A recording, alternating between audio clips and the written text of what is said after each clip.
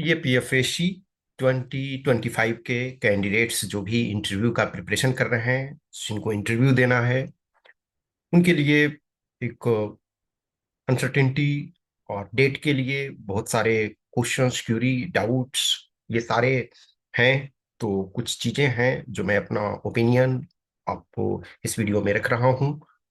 देखो, एक चीज ध्यान रखो कि अभी जो सीएपीएफ में है, बहुत सारी अनसर्टेनिटी चल रही है।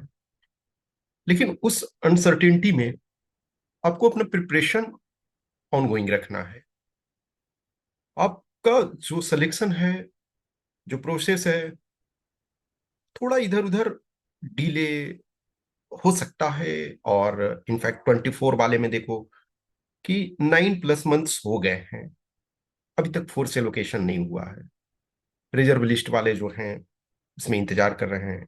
आप में से बहुत सारे ऐसे हो जो इंटरव्यू 25 के लिए एलिजिबल हो, and at the same time you are hoping, you are close for reserve list of 2024। फिर जो न्यू बिल वाला कंट्रोवर्सी चल रहा है, new bill in the sense कि जो सीएपीएफ में डेपुटेशन को लेकर के चल रहा है कि सुप्रीम कोर्ट ने, ऑनरेबल सुप्रीम कोर्ट ने लास्ट ईयर बोला था कि जो आईपीएस ऑफिसर हैं, तो ग्रेजुअली उनका जो डेपुटेशन है वो कम करना चाहिए सीएपीएफ में, यानी कैडर ऑफिसर्स को एक्स्ट्रा मौका देना चाहिए।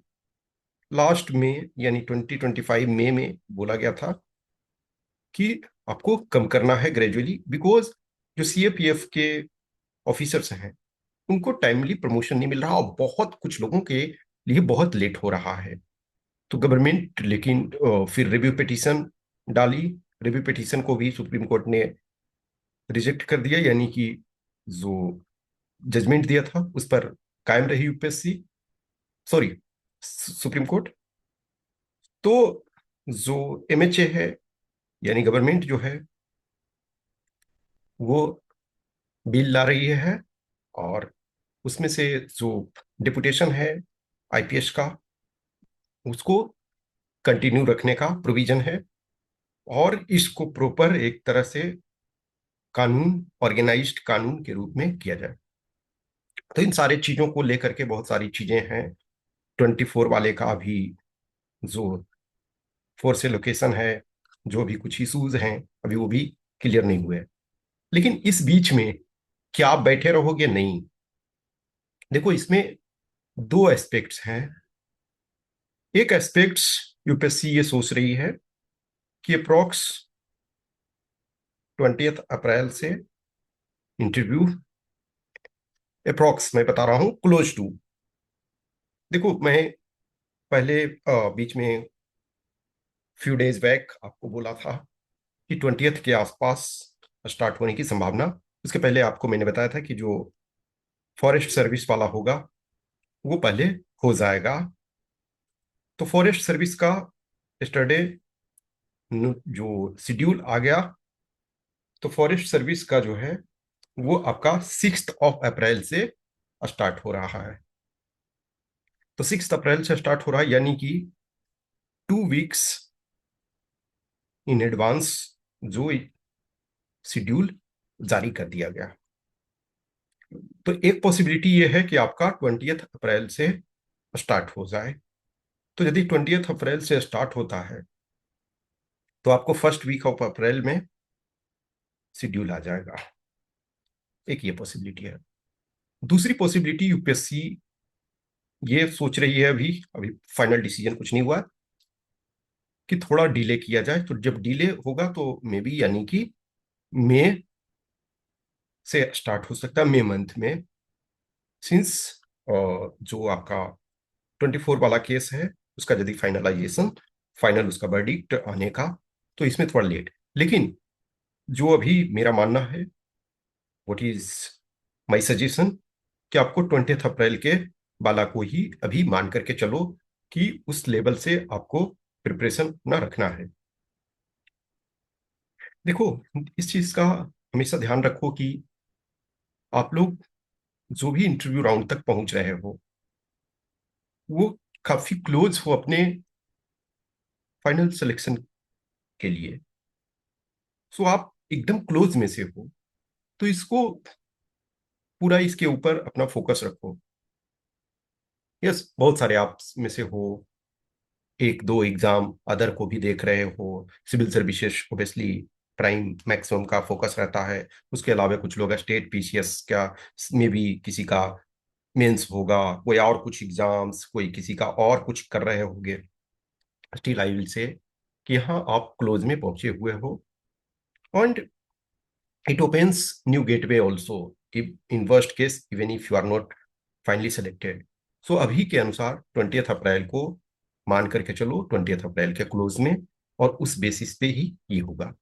तो जो भी कैंडिडेट्स हो, देखो, अब ये मान करके चलो कि जिनका कोई अदर मेंस या कुछ वैसा है, तो थोड़ा सा कम टाइम दो। जिनके पास लगता नहीं यही मेरा है, तो अभी 5 से अब 6 घंटे टाइम दो। अब लगेगा कि इंटरव्यू में 5 से 6 घंटे क्या करूं, नहीं डियर, छोटे छोटे चीजें होती है, कुछ चीजें होती है जिसको आपको 10-20 टाइम्स रिवाइज करना पड़ता है। कुछ चीजें हैं, यहाँ सिर्फ आपको राइटिंग नहीं करनी है कि हमने, वहां आपको जब रिप्लाई कर रहे हो बोर्ड में, तो फ्लो नेचुरल होना चाहिए। जो कुछ आप बोल रहे हो वो नेचुरल होना चाहिए। आपका बॉडी जो, और वर्ड्स जो हैं, फेशियल एक्सप्रेशन जो है, उसमें कोऑर्डिनेशन होना चाहिए। तो इसके लिए आपको प्रैक्टिस करने की जरूरत होती है। सारे कैंडिडेट्स को नहीं, बहुत सारे ऑलरेडी हो, बहुत अच्छे पोजीशन में हो, तो उनको उतने करने की जरूरत नहीं। लेकिन जिनको लगता है कि मैं एवरेज कैंडिडेट हूँ, मुझे इसमें ज्यादा मेहनत करने की जरूरत है, बहुत सारे आप में से हो जिनका रिटन पार्ट अच्छा है, लेकिन जो कम्युनिकेशन में डायरेक्ट जब काउंटर क्वेश्चन पूछा जाता है तो अनकंफर्टेबल फील करते हैं, तो आपको एक्स्ट्रा पुश करने की जरूरत है। और जिनको लगता है कि हम अच्छे हैं तो थोड़ा कम, लेकिन जिनको लगता है कि यस अभी हमारा कोई और एग्जाम है, कोई और एग्जाम का टारगेट है, मैं उसका प्रिपरेशन कर रहा हूँ, कर रही हूँ, तो आपको थोड़ा कम दो, आप 2 to 3 आवर्स दो, लेकिन 2 आवर्स कम से कम टाइम हर डे इस पर लगाओ। इसमें से क्या है, आप ग्रुप डिस्कशन में अपने दोस्तों के साथ पार्टिसिपेट कर सकते हो, किसी टीचर मेंटर क्लास में जुड़े हुए हो तो वहाँ अपने जो भी डाउट्स क्वेश्चंस क्यूरी रहते हैं, प्लस अपना एक्सप्रेस अपने आप को करो, क्वेश्चन पूछने की आदत डालो, मॉक इंटरव्यू वगैरह करो। जो डीएएफ के हैं उसको बार बार देखो, जो उससे रिलेटेड चीजें हैं उनको देखो, अभी जो कुछ डेवलपमेंट चल रहा है उनको देखो, करंट में international national domestic politics, how international issues are impacting domestic politics, and how common man are getting impacted। Let us take कि ईरान और इजराइल और अमेरिका का जो कॉन्फ्लिक्ट वॉर चल रहा है, जो फाइट चल रही है, तो एक हमारे गांव में किसी भी स्टेट का लो आप, बिहार, यूपी, केरल और तमिलनाडु, तो साधारण एक आदमी जिसका कोई फैमिली मेंबर वहां नहीं है, जो किसी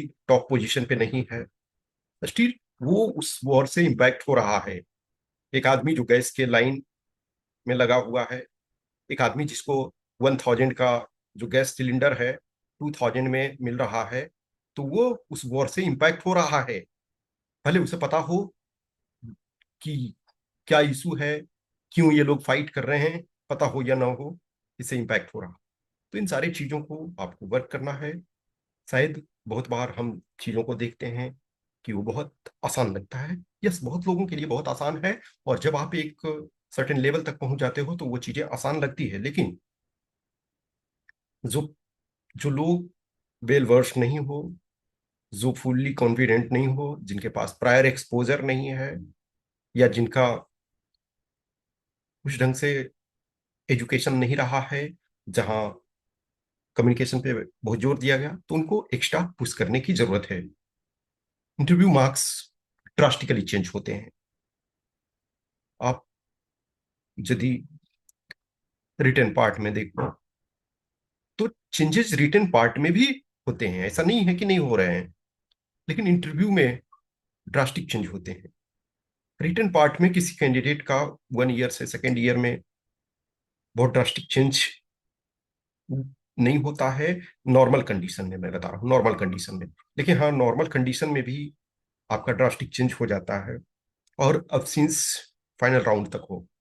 तो अभी से पूरे चीजों को फोकस करो, और 20 अप्रैल कर क्लोज मान करके चलो।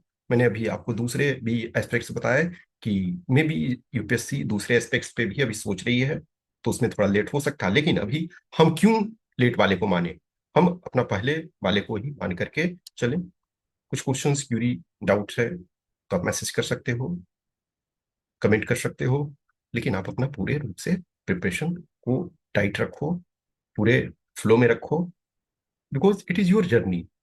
मैं कुछ बोल रहा हूँ, इससे पॉजिटिव मिलता है तो इसको लो, यदि नहीं पॉजिटिव मिलता है तो उसको एक्सेप्ट करने की जरूरत नहीं है। But it is your journey, it is your call, and it is your life. So according to your situation, according to your condition, ये एक जनरलाइज में मैं चीजों को प्रेजेंट कर रहा हूँ, लेकिन आप यूनिक हो। आप अपने आप में एक कंप्लीट इंटिटी हो। आप अपने आप में एक इंड हो। आप अपने आप में एक गोल हो। तो अपने अकॉर्डिंग चीजों को निर्णय लो। कुछ है मैसेज, कुछ आपके पास डाउट क्वेश्चन क्यूरी है तो बताना। Okay, thank you.